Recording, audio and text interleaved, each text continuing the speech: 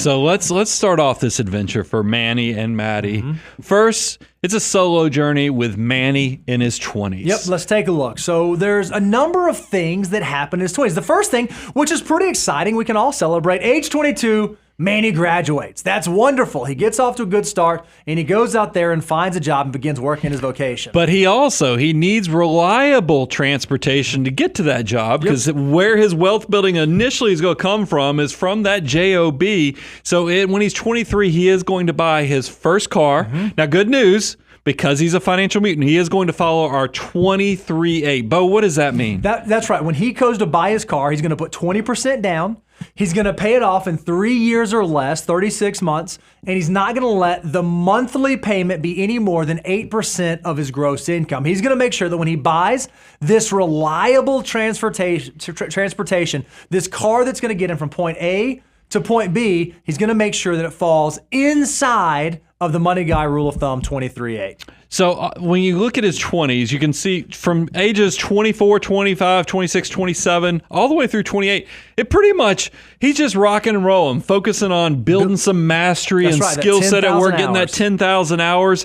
And it builds up to the point by the time he's 28, he actually gets a big job promotion that leads to a 20% pay increase. I don't think that's uncommon, right? He's been in his career for 6 years. He's now beginning to understand what he's doing, why he's doing it, and how to do it well. And he gets recognized for those efforts. And then, age 29, Maddie, he met the love of his life, and they decide that they want to tie the knot, right? And so that's going to have some financial repercussions to it. So this is the timeline. These are the life events that took place.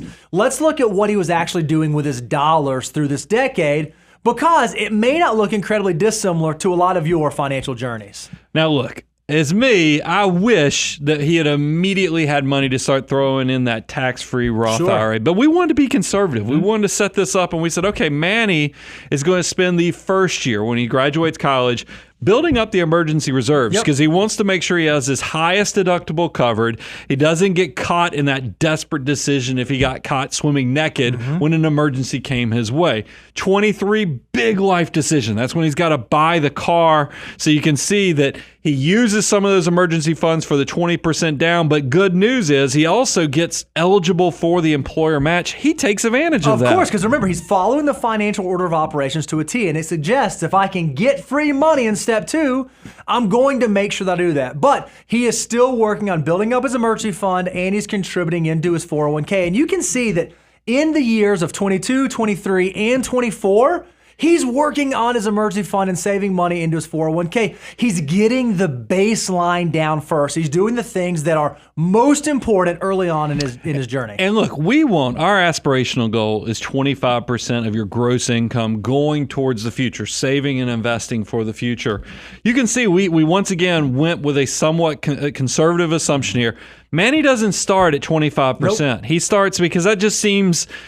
It seems too high. It seems aspirational, as I said. So we start him at 15%, with the majority of that just going to emergency reserves, the cash savings. And so you can see what ends up happening as he gets into 25, that's when he actually starts saving. That's when he actually starts building for the future by maxing out his health savings account, and he's even able to start contributing into a Roth IRA. So he's actually beginning to build those dollars in the tax-free bucket for the future, again, following the financial order of operations. 26, remember, he bought the car at age 23. He's going to pay it off in 3 years. So by the time he gets to 26, his car has paid off. But he recognizes, hey, I'm going to probably have to start saving for a car in the future. So that car payment, rather than spending it, rather than letting it continue to increase my lifestyle, I'm going to start socking that away in my emergency fund so that I have dollars available for me in the future that I may need. Well, I also think at this middle stage, around 26, not only has he got the car paid off, but you'll notice HSA looks like a smaller percentage because he's gotten pay raises. Oh, yeah, that's right. And he's now, every year, he started at 15, but he's increasing it 1% savings increase each year, because the goal is to get him to 25% at some point, hopefully by close to age 30. So now you're starting to see more and more money going into investments like the Roth IRA. And then I love that at age 28, remember, he got that promotion, he got a big pay raise at work, he got a 20% pay raise from his promotion. Rather than allowing his lifestyle to increase, he says, you know what? I'm going to use this as my opportunity to move my savings rate from saving 20% to saving 25%. He truly is a financial mutant. So at age 28 is when he finally hits the 25% savings rate. Now, 29, we put a little life in here. Look, it's actually a celebration. This is when him and Maddie decide to get married, tie the knot, but they face the obstacle that a lot of young couples do. They had to pay for their own wedding. I mean, this was, now look, they could have eloped, but they felt like, hey, this is an important memory, a blossoming memory we want to build. So they actually self-funded a $20,000 wedding. So as you can imagine, that had an impact on their savings goals. Yep. So they had to immediately jump right back into building up their emergency fund. So in that 29th year, at that age 29, they had to start doing that. Now, remember, one of our assumptions is Maddie was doing the same thing that Manny was doing. So when they get married, their income doubles and their assets end up doubling, because that's what happens when two financial mutants come together. But by and large, pretty interesting decade in the 20s. There were some big things that took place. Here are the takeaways that I would note as I look back at Manny and Maddie's 20s. The first is that he and also she both lived within their means. They didn't fall into the consumption trap that you talk about all the time, Brian, of someone in their 20s who gets caught up in the world around them. They recognize, if I can just live off less than I make,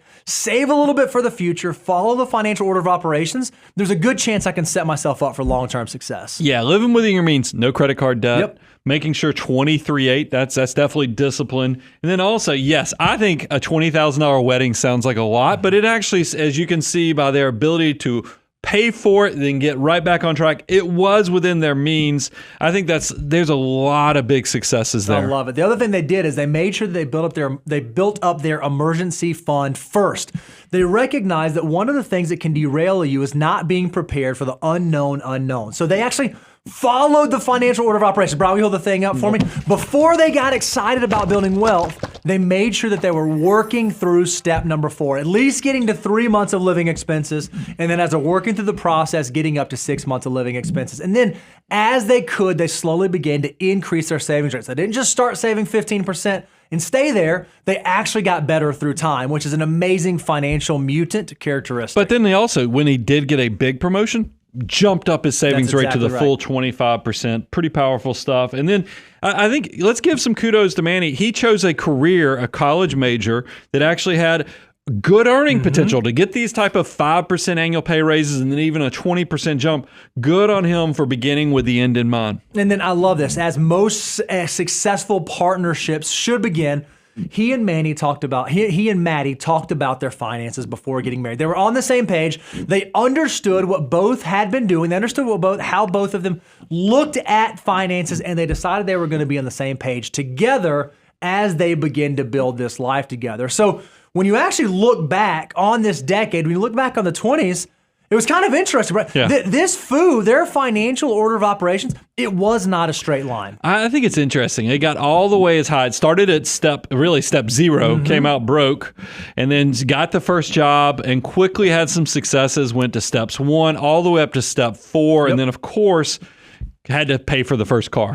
And then they were kind of copacetic staying, and then slowly hit step 5 with getting the Roth and the HSA funded. And then they probably, with the promotion, happy days are here when he jumped up to step 7 because he was loading up the retirement account. But then the choice, he let his heart, got married, and it's a good thing. I want to celebrate. Life is going to have obstacles, and they're not all bad obstacles. There's even be good things that you have to not maximize the finances to maximize your life in general. And the Foo can handle and survive and actually succeed through that. And that's what we saw. So you'll see he closes out, Manny and Maddie close out the decade at step 4, but it was not a straight line.